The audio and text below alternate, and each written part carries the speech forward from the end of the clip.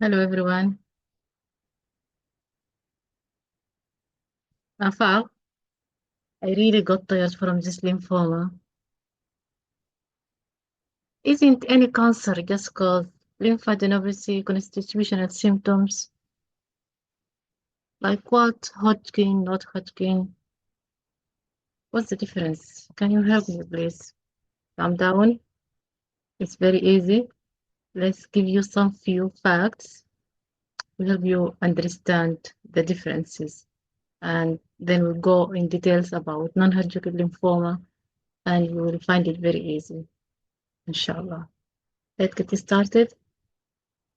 So, Hodgkin lymphoma, it's a lymphoma of the children, you can say. So it normally comes to the people that who are 14 years to 40. So it's comes in younger ages. And if you remember in the pediatric, a child with a big neck, very big lymph node in his neck, this is Hodgkin lymphoma. So it's normally, if we're talking about Hodgkin lymphoma, because of for the kids, it's better than the non-Hodgkin lymphoma. Okay, and it normally affects one group of lymph nodes. For example, cervical lymph nodes, and it spreads gradually. It can go down to the chest lymph nodes, for example, but it's rarely go extranodal spread. So what does that mean?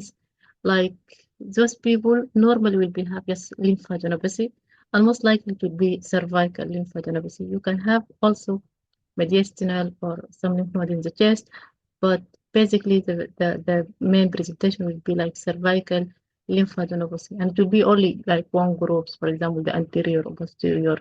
So it is spread locally and gradually, and it's very rarely to go beyond that, like systemic involvement, just only in very advanced disease. However, or by comparison, non-Hodgkin lymphoma, which our lesson today, it's affect the adult over 50 years old, and it has unpredictable spread. Like it's not gonna affect uh, one certain group of lymph nodes. It can go randomly everywhere in your body, can have lymph node here and there and there. And also it has extranodal manifestations. It can go to the GIT, cause hepatosplenomegaly, or even to your skin, brain, and so on. So non-Hodgkin lymphoma, by comparison to Hodgkin, is a little bit nasty, more advanced.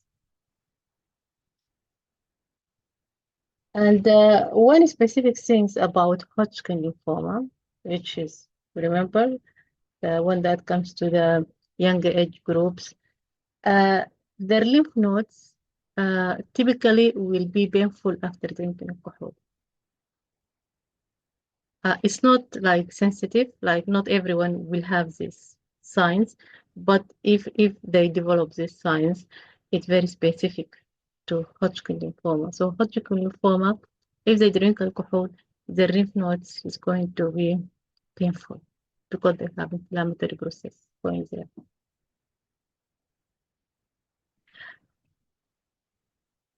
Okay, so overall, like as you know, the lymphatic system is responsible about our immunity, right?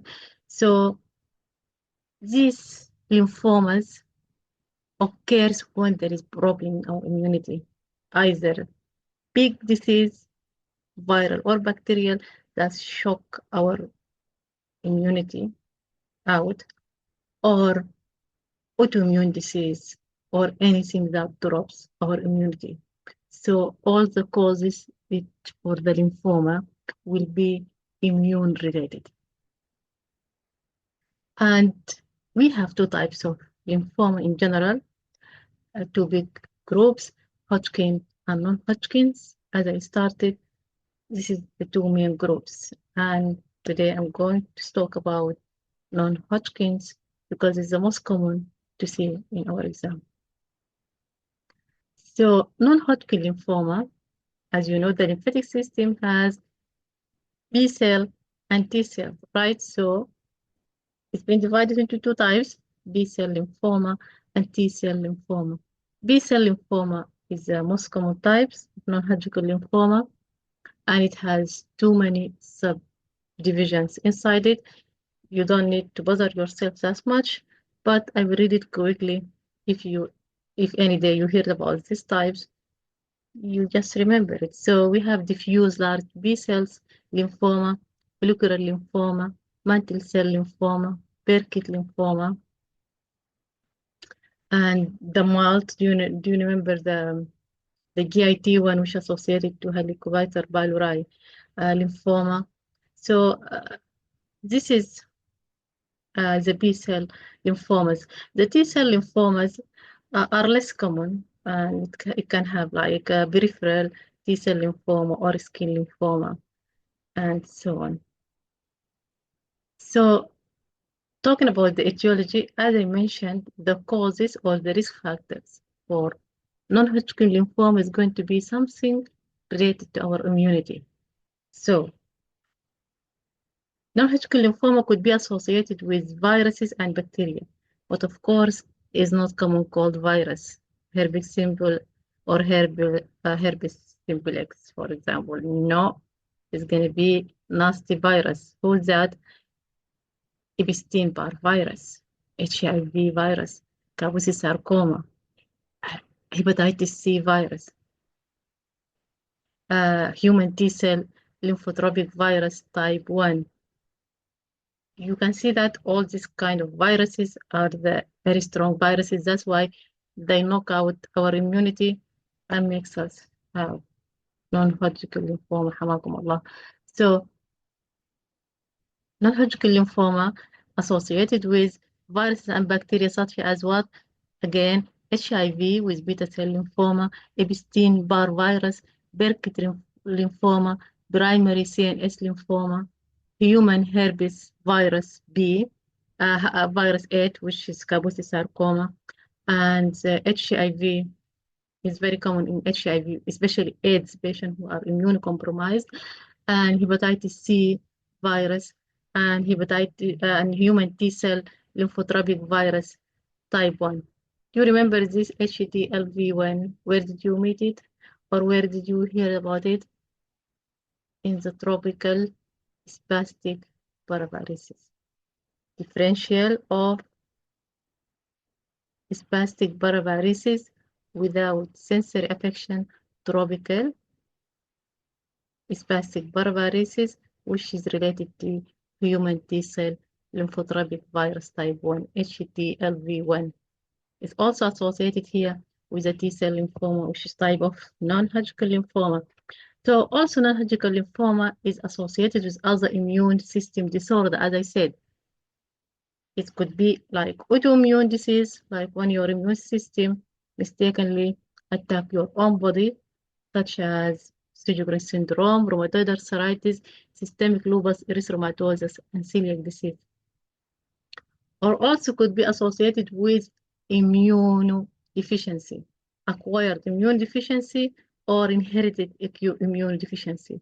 Acquired immune deficiency like post-organ transplants, and inherited immune deficiency like Wiskott-Aldrich syndrome, ataxia-telangiectasia, and Kijak-Higashi syndromes, and Klinefelter as well.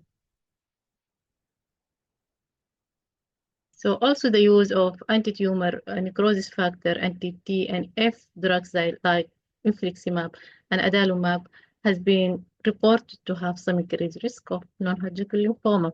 So repeat again the risk factors for non-Hodgkin lymphoma. It's what? It's, as I said, it's more common in adults more than 50 years old and associated with certain viruses and bacteria such as HIV and Epstein-Barr virus, Burkitt lymphoma, Epstein-Barr virus, which is associated with Burkitt lymphoma, and human herpes virus 8, Kaposi sarcoma, associated herpes virus, and hepatitis C virus, and human T cell lymphotropic virus, HTLV1, and Helicobacter pylori, Borrelia, Burgdorferi, Chlamydia, Distachys is a lot, right? But and this is associated with this is, as you can see, H. pylori and Borrelia and Chlamydia Distachys and Campylobacter jejuni. They are GIT bugs, right? So it's associated with what? The mucosa associated lymphoid tissues, multiple lymphoma. Okay. So another risk factor, as we said, is associated with immune related disorder. It could be autoimmune or it could be immune deficiency. Immune deficiency could be acquired or inherited. So autoimmune as Sjögren, rheumatoid arthritis, systemic lupus erythematosus, celiac disease, and acquired immune deficiency such as post-organ transplants and common variable immune deficiency. Inherited causes of immune deficiency such as Wiskott-Aldrich syndromes, ataxia telangiectasia, and Klinefelter syndrome, and also the use of anti-TNF drugs such as infliximab, adalimumab has been reported to have increased risk of non-Hodgkin lymphoma. Okay, so now what we're going to find in our history and examination. So the patients could be asymptomatic. We could discover them incidentally during our examination. Just find this patient has a large less, of course, lymphadenopathy. And as we said, it could be anywhere. If it's this Hodgkin, mainly we're going to find the cervical, but now we're talking about non-Hodgkin, so the lymph node could be anywhere, and they could have more than a large lymph nodes in different parts of their body, right? And they could also come with the B symptoms as in any other cancers. What are the B symptoms? Unexplained fevers, and it has to be like high-grade fevers, and drenching night sweats. It's not any sweats. It's called is associated with cancer. No, drenching. What does that mean? It wets the bedding. It wets their sheets, bed sheets, their clothes. They found their self wet. All of them, like the sweating is wet, all their clothes and their bed sheet as well. So drenching, too much sweating, and weight loss more than 10% or within 6 months. So when analyze weight loss, we have to know how many kilos, okay, and over how long you lost, and we know the current body weight, so it has to be more than 10% of their body they have lost within the last 6 months. Okay, other constitutional symptoms such as fatigue and malaise, and if they have any extranodal spread for their cancers, they may have chest pain, difficulty of breathing, and cough, not only for involvement of the lungs, but also, as you know, chest pain and difficulty of breathing could be symptoms of anemia, right? And anyone with cancer will have anemia. So that's why we need to, in addition to constitutional symptom, we need to ask about the anemia symptoms, which could be like chest pain, difficulty of breathing, and palpitations on exertions. And they may also have abdominal discomfort due to organomegaly, and they will have, if they have CNS spread, they will come with neurological symptoms such as headache and focal neurological deficits or any cognitive impairments. It could also spread to the bone, and they came with bone pain. During our examinations, we will also look for a lymphadenopathy. We'll check all the lymph nodes, cervical, uh, axillary lymph nodes, inguinal lymph nodes, and in the abdomen as well. And we will look for pallor, signs of anemia, and also they may have thrombocytopenia, so we may have bruises and purpura in their skins. We also look for signs of liver failure like jaundice or hepatosplenomegaly and search for any skin lesions.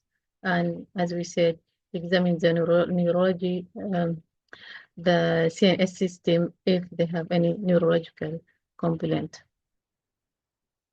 In terms of investigations, we do basic investigations on complete, like full blood counts, looking for any signs of anemia, looking for thrombocytopenia, looking and doing peripheral blood smears, and also checking the kidney function, liver function, electrolytes, of course, and serum lactate dehydrogenase and serum uric acid, because if the cells is being destroyed by cancer or even anything else, any kind of ischemia or cancer, we have cell destructions, the serum lactate dehydrogenase and the uric acid, they are the component of the cell, so they're going to come to the blood. We'll have high serum lactate dehydrogenase. To confirm the diagnosis, we found lymphadenopathy. So what we're going to do, we do excisional lymph node biopsy, and if not conclusive or didn't confirm the diagnosis, we may need to take bone marrow biopsy as well. Also, some like extra supportive investigations, we can do immunohistochemistry and flow cytometry. Immunohistochemistry and flow cytometry. And without going into details, you can read the screen for yourself if you are interested.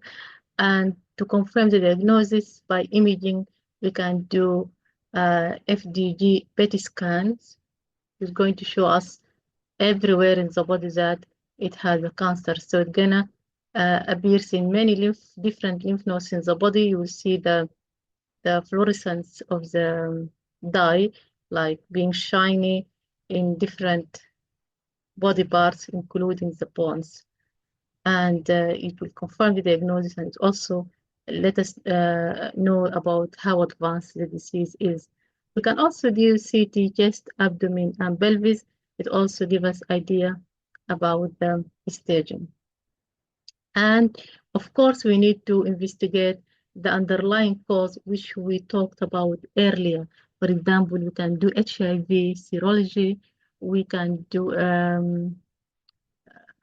like the one we mentioned before, if there is any viral serology or autoimmune disease like rheumatoid arthritis, celiac disease, if there is anything from the history point toward any other autoimmune disease, immune deficiency, you can check all the immunoglobulins, right? So it gives us a clue about the underlying cause. And we need to manage the underlying cause if we spot it, right? So differential diagnosis, of course, all other hematological malignancy could be differential for us, because as I started my presentation, I said all hematological malignancy causes lymphadenopathy and constitutional symptoms. So how can I know the differences? So Hodgkin lymphoma and chronic lymphocytic leukemia specifically, they can cause generalized lymphadenopathy. So this is one of our differential. So Hodgkin lymphoma, one of the special things about it in the histology, when we take lymph node biopsy, will find what? Red Steinberg cells. Red Steinberg cells are very specific about Hodgkin lymphoma in the histopathology results. Other differential diagnosis could be infectious causes, and those also could be risk factor for non-Hodgkin lymphoma, or could be disease by themselves without causing non-Hodgkin lymphoma. So like infectious mononucleosis, cytomegalovirus, toxoplasmosis, hepatitis C, and HIV. I said those diseases also could be risk factor for non-Hodgkin lymphoma, but the patient could have this disease without having non-Hodgkin lymphoma. Treatment. So as I started my presentation, I said non-Hodgkin lymphoma is immune related, right? So our treatment is going to be what? To give medication that suppress the immunity downs. Like what? Are CHOP, which are rituximab monoclonal antibody, and cyclophosphamide immunosuppressant medication and steroid sparing, and doxorubicin and vincristine chemotherapy and prednisolone is immunosuppressive medication. So as you said, the treatment, all the aim of it is to put the immunity on hold because our problem is immune related in the first instant. And this is for people who has advanced disease, okay? But overall, the treatment depends on the histological subtype and the stagings and the presence of these symptoms. Sometimes the treatment for non-Hodgkin lymphoma could be just watch and wait. The patients, we discover them incidentally, they have no symptoms and they're okay and they're fine. Why should we give them any treatment?